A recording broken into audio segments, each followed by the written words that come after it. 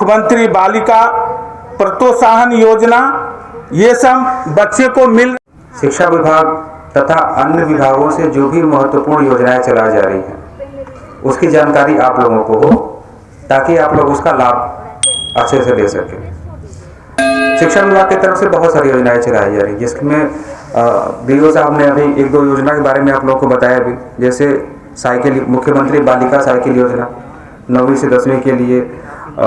जैसे इसमें डीबीटी के माध्यम से उनको 3000 रुपये दिए जाते हैं। तो अब हो सकता है कि किसी के मन में ये भी डाउट हो कि 3000 रुपये में तो साइकिल मिलता नहीं है, ठीक है, लेकिन ये जो राशि है वो सहायता के लिए है, ताकि उतना आपको सहायता मिल जाए, बाकी तो थोड़ा बहुत कमी बेसी होता है वो आप लोग लगा करके कर सकते। तो मुख्यमंत्री बालिका सहायता योजना, इसी तरीके से मुख्यमंत्री बालक सहायता योजना, इसके अंदर भी जो 9वीं कक्षा में अध्ययन जितने भी पढ़ने वाले जितने भी छात्र रहते हैं उनको 3000 रुपये मिलता है डीबीटी के माध्यम से। लेकिन दोनों में कंडीशन है कि बच्चों की उपस्थिति, जिसको भी इस योजना का लाभ चाहिए उनकी उपस्थिति 75% होना चाहिए कम से कम। ऐसा नहीं कि आप विद्यालय में नाम लिखा लिए और घर पे बैठे हैं, आ नहीं रहे हैं, तो उससे लाभ नहीं मिलेगा। आप लोगों को अगर इसका लाभ लेना है तो अपनी उपस्थिति 75% आपको रखना पड़ेगा, ठीक है। पोशाक योजना, उसके बारे में बता ही दिया इन्होंने, पीओ साहब ने। छात्रवृत्ति योजना, प्री मैट्रिक छात्रवृत्ति योजना, जिसमें कि पिछड़ा और अति पिछड़ा वर्ग के जो बच्चे हैं कक्षा 9वीं से 10वीं, इसके अंतर्गत जितने पढ़ने वाले छात्र हैं अगर उनकी उपस्थिति कम से कम 75% रहती है, ठीक है, मतलब आपको योजना का लाभ लेना है तो 75% अटेंडेंस आपका होना कंपलसरी है। तो अगर 75% अटेंडेंस आपका अगर है तो डीबीटी के माध्यम से 1800 रुपये आपके खाते में ट्रांसफर किया जाएगा, ठीक है। इसी तरीके से मुख्यमंत्री छात्रवृत्ति योजना, पिछड़ा वर्ग, अति पिछड़ा वर्ग, अब जो हमने अभी बताया था वो कक्षा 9वीं से लेकर 10वीं तक का था, अब ये है कक्षा 1 से लेकर के 8 तक का। इसके अंतर्गत भी अगर 75% उपस्थिति है तो डीबीटी के माध्यम से 600 रुपये कक्षा 1 से लेकर के 2 तक के बच्चों को, कक्षा 3 से लेकर के 5 तक के बच्चों को 1200 रुपये और कक्षा 6 से लेकर के 8 तक के बच्चों को 1800 रुपये उनके खाते में ट्रांसफर किया जाता है, ठीक है। इसके बाद है मुख्यमंत्री छात्रवृत्ति योजना, जो जनरल कैटेगरी के हैं उनको क्या मिलेगा। तो इसमें जो है डीबीटी के माध्यम से अगर 75% अटेंडेंस अगर उनका है तो कक्षा 1 से लेकर के 2 तक के बच्चों को 600 रुपये, 3 से लेकर के 5 तक के बच्चों को 1200 और 6 से 8 तक के बच्चों को 1800 रुपये मिलता है। पोस्ट मैट्रिक योजना, पोस्ट मैट्रिक छात्रवृत्ति योजना के तहत पिछड़ा वर्ग एवं अति पिछड़ा वर्ग तथा SC/ST के जितने भी प्रतिभावान छात्र छात्राएं हैं उनको विभिन्न कोटि में छात्रवृत्ति प्रदान की जाती है। इसके अलावा एक योजना है किशोरी स्वास्थ्य योजना, जो कक्षा 7वीं से लेकर के कक्षा 12वीं तक के जो छात्राएं हैं उनको प्राप्त होता है। इसमें कैसे है, तो इसमें कक्षा 7 से लेकर के 12वीं तक के जितने बच्चे हैं, बच्चियां हैं, अगर उनका वार्षिक जो अटेंडेंस है वो 75% अगर है तो डीबीटी के माध्यम से उनको 300 रुपये की राशि उनके खाते में प्रदान की जाती है। इसके अलावा शिक्षा विभाग की तरफ से कुछ प्रोत्साहन योजनाएं भी चलाई जाती हैं, जैसे मुख्यमंत्री बालक बालिका प्रोत्साहन योजना, ये सभी कैटेगरी के लिए अप्लाई होता है। इसके अंतर्गत प्रथम स्टडी से अगर 10वीं पास किया जाता है, कोई भी बच्चा या बच्ची अगर प्रथम श्रेणी से 10वीं पास करते हैं तो उनको 10,000 रुपये की राशि डीबीटी के माध्यम से उनके खाते में ट्रांसफर किया जाता है। एवं अगर सेकेंड क्लास से अगर कोई पास होता है तो उसमें जो SC/ST कैटेगरी के छात्र हैं उनको 8,000 रुपये उनके खाते में प्रदान किया जाता है। कन्या मुख्यमंत्री कन्या उत्थान योजना, ये इंटर के जो 12वीं कक्षा में जो भी बच्चियां पढ़ रही हैं, जो भी बालिकाएं 12वीं कक्षा में पढ़ रही हैं उनके लिए है कि अगर वो 12वीं कक्षा को उत्तीर्ण होती है और अविवाहित है तो उनको 25,000 रुपये मिलता है। स्नातक स्तरीय, तो चूंकि अभी आप लोग तो स्नातक में गए नहीं हैं, लेकिन जब भी आगे आप लोग पढ़ाई करेंगे, ग्रेजुएशन में जाएंगे आप लोग, तो उसके लिए है। तो जो बच्चियां हैं वो स्नातक की परीक्षा पास करती हैं, उसके बाद उनको 50,000 रुपये की राशि प्रदान की जाती है। मुख्यमंत्री सात निश्चय योजना, इसके तहत ये बहुत महत्वपूर्ण है, इसको आप लोग ध्यान से सुन लीजिएगा।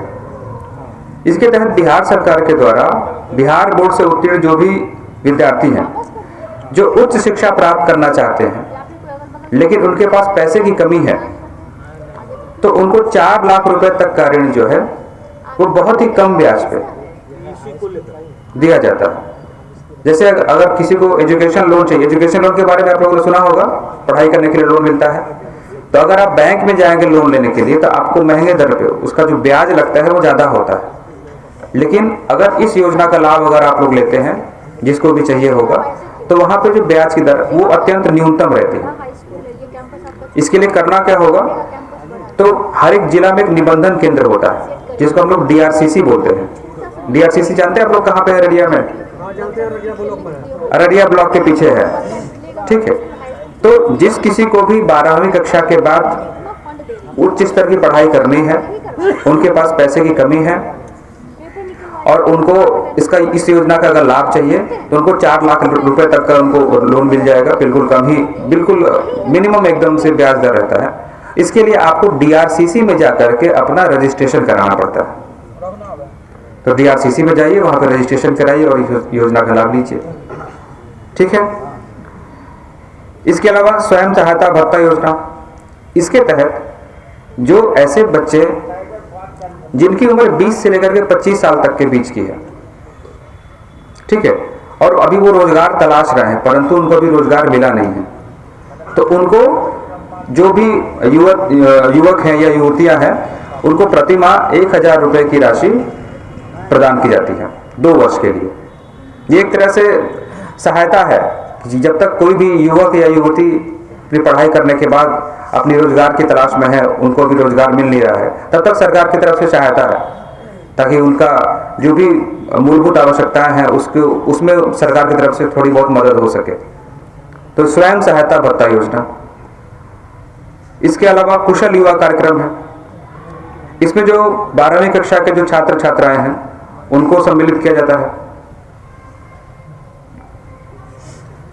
मिशन दक्ष योजना, इसमें कक्षा 3 से लेकर के 8 तक के सभी ऐसे बच्चों को चिन्हित किया जाता है जो धारा प्रवाह हिंदी को न तो बोल पाते हैं न तो लिख पाते हैं तथा जिनकी मौलिक गणित की समझ की कमी है, जिनको अंग्रेजी वर्णमाला की जानकारी नहीं है, ठीक है, उनको चिन्हित करके उनको विशेष सहायता प्रदान की जाती है। यानी आपको बाहर से कहीं ट्यूशन लेने की जरूरत नहीं है।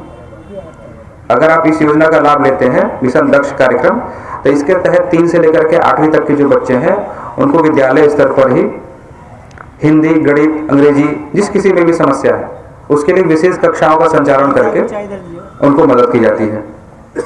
ये तो हुआ कक्षा 1 से लेकर के 8 तक का, लेकिन कक्षा 10वीं से लेकर के 12वीं तक के बच्चों के लिए भी है कि 10वीं और 12वीं में जो भी बच्चे हैं, जो छात्र छात्राएं हैं, उनको अलग अलग विषयवार विशेष कक्षाओं का आयोजन सभी माध्यमिक विद्यालयों में किया जाता है। आपके यहाँ भी होता होगा। अगर जो भी बच्चे जो कमजोर हैं पढ़ाई लिखाई में, वो उस योजना का लाभ ले सकते हैं और अपनी पढ़ाई को सुधार सकते हैं। इसके अलावा ICT लैब यानी इंफॉर्मेशन टेक्नोलॉजी लैब जिसको बोलते हैं, इस योजना के तहत विद्यालयों में ICT लैब की स्थापना की जा रही है। जिले में कुल 107 ICT विद्यालयों की स्थापना की जा चुकी है, ठीक है। इसके अलावा और भी योजनाएं हैं, जैसे अच्छा ये भी है कि विभिन्न योजना जो भी योजनाएं संचालित होती है या बच्चों का पढ़ाई लिखाई का स्तर कैसा है, उनको क्या क्या सुविधाएं मिल रही हैं, इसके लिए साप्ताहिक और मासिक स्तर पर भी मूल्यांकन की व्यवस्था सरकार की तरफ से की गई है। अब हम लोग बढ़ते हैं शिक्षा विभाग के बाहर। शिक्षा विभाग के अलावा और कौन कौन सी महत्वपूर्ण योजनाएं हैं जिसका लाभ आप लोगों को मिल सकता है, ठीक है। जैसे स्वास्थ्य विभाग, तो स्वास्थ्य विभाग की तरफ से अनीमिया भारत मुक्त योजना, ठीक है। इसके तहत जो भी माध्यमिक और उच्च माध्यमिक विद्यालयों में कक्षा 6 से लेकर के 12वीं तक के छात्र और छात्राएं हैं, उनको आयरन की नीली गोली सप्ताह में प्रत्येक दिन, सप्ताह में प्रत्येक बुधवार को, प्रत्येक दिन नहीं, सप्ताह में एक दिन, प्रत्येक बुधवार को आयरन की गोली खिलाई जाती है। ठीक है। इसमें विद्यालय में एक टीचर जो है वो नोडल शिक्षक के रूप में, इस कार्यक्रम के नोडल के रूप में नामांकित होते हैं और बीआरसी के माध्यम से समन्वय, स्वास्थ्य विभाग से समन्वय स्थापित कर इस कार्यक्रम को संचालित किया जाता है। इसके अलावा है मुख्यमंत्री बाल हृदय योजना। इसके तहत राष्ट्रीय बाल स्वास्थ्य कार्यक्रम अंतर्गत विद्यालयों में मुख्यमंत्री बाल हृदय योजना क्रियान्वित है, जिसके तहत 18 वर्ष से कम छात्र छात्राओं का विद्यालय में जांच के दौरान अगर किसी भी प्रकार की हार्ट से रिलेटेड यानी हृदय से संबंधित किसी भी प्रकार की बीमारी के बारे में पता चलता है तो उसकी जांच की जाती है। ठीक है। लेबर डिपार्टमेंट, श्रम संसाधन विभाग की तरफ से कौन कौन सी योजनाएं संचालित हो रही है उसका हम लोग एक बार जानकारी ले लेते हैं। बिहार भवन एवं अन्य सन्निर्माण कर्मकार कल्याण बोर्ड, इसकी तरफ से 18 से लेकर के 60 वर्ष की आयु तक के जो भी श्रमिक है, ठीक है, यानी कि भवन डिपार्टमेंट और रोड वाला डिपार्टमेंट जो होता है, इन डिपार्टमेंट में अगर कोई भी व्यक्ति जो अपने आप को एक मजदूर के रूप में जिसका श्रम कार्ड बना हुआ है, लेबर के रूप में रजिस्ट्रेशन किया हुआ है, तो उसको, उसके बच्चे को क्या क्या लाभ मिलेगा या उसको क्या क्या लाभ मिलेगा उसको हम लोग देख लेते हैं। तो नगद पुरस्कार के तहत उसके 2 पुत्र या पुत्रियों को बिहार सरकार के द्वारा मान्यता प्राप्त बोर्ड से मैट्रिक या इंटरमीडिएट की परीक्षा प्रथम श्रेणी से प्राप्त करने पर, यानी कि 60% से ऊपर अगर नंबर आता है तो इनाम की राशि दी जाती है। ठीक है। ये काफी महत्वपूर्ण योजना है, इसको आप लोग अच्छे से सुन लीजिए कि जो भी जिनका भी श्रम कार्ड बना हुआ है, बिहार भवन डिपार्टमेंट या अन्य जो भी डिपार्टमेंट होते हैं जिसमें लेबर श्रम कार्ड बनता है, उसमें प्रथम श्रेणी से जो भी बच्चे पास होते हैं उनके, तो उनको लाभ दिया जाता है। लाभ कितना मिलेगा? अगर बच्चे या बच्ची का जो परसेंटेज है वो 60 से 70% के बीच में है तो उनको 10,000 रुपए की एक मुश्त राशि प्रदान की जाती है। दूसरा, अगर 70 से लेकर के 80% तक का परसेंटेज अगर है, उतना अगर बच्चे प्राप्त करते हैं 70 से लेकर के 80% के बीच में, तो उनको 15,000 रुपए की राशि प्रदान की जाती है। और अगर 80% से ऊपर किसी बच्चे या किसी बच्ची का नंबर अगर आता है तो उनको 25,000 रुपए की राशि एक बार में, एक मुश्त यानी कि एक बार में उनके खाते में ट्रांसफर की जाती है। ठीक है। इसी तरीके से अगर किसी को ITI में एडमिशन लेना है तो उसको 5,000 रुपए की राशि प्रदान की जाती है। अगर किसी को पॉलिटेक्निक में एडमिशन लेना है तो नामांकन के समय उसको 10,000 रुपए की राशि प्रदान की जाती है। किसी को बीटेक करना हो अगर, ठीक है, बीटेक करना हो, नीट करना हो, तो उनको जो है 20,000 रुपए की राशि प्रदान की जाती है। ठीक है। और IIT, IIM, एम्स जैसे संस्थानों में अगर किसी का दाखिला होता है उसका पूरा शिक्षा शुल्क अनुदान के रूप में दिया जाता है। तो ये एक महत्वपूर्ण योजना है, लेकिन इसके लिए जरूरी है कि आपके पास श्रम कार्ड बना होना चाहिए। इसके अलावा बिहार शताब्दी असंगठित कार्यक्षेत्र कामगार एवं शिल्पकार सामाजिक सुरक्षा योजना, इसके तहत 18 से 65 वर्ष की आयु के असंगठित कामगारों एवं शिल्पकारों की दुर्घटना मृत्यु में उनके आश्रित को 1 लाख रुपए, जबकि स्वाभाविक मृत्यु में 30,000 रुपए की अनुदान राशि दी जाती है। दुर्घटना या बीमारी की वजह से स्थायी आंशिक दिव्यांगता में 37,500 रुपए की राशि तथा स्थायी पूर्ण दिव्यांगता में 75,000 रुपए की राशि अनुदान के रूप में दी जाती है। इसके बाद बिहार राज्य प्रवासी मजदूर अनुदान योजना है। इसके तहत 18 से लेकर के 65 साल तक के जो भी असंगठित प्रवासी कामगार हैं, अगर उनकी मृत्यु बिहार राज्य के बाहर हो जाती है तो उनको जो उनके आश्रित हैं, उनके जो परिवार वाले हैं, उनको 2 लाख रुपए दी जाती है। लेकिन अगर दुर्घटना की वजह से उनको दिव्यांगता है, आंशिक स्थायी दिव्यांगता है, तो उनको 50,000 रुपए, और अगर कंप्लीट डिसेबिलिटी हो गया, पूर्ण दिव्यांगता अगर है, तो उनको 1 लाख रुपए की राशि प्रदान की जाती है। इस योजना के लाभ भी लिया जाता है। ठीक है। तो इस तरीके से बहुत सारी महत्वपूर्ण योजनाएं अलग अलग विभागों के द्वारा संचालित की जा रही हैं। हम उम्मीद करते हैं कि आप लोग इन योजनाओं की जानकारी लेने के बाद इनसे भरपूर लाभ लेने की कोशिश करेंगे। धन्यवाद।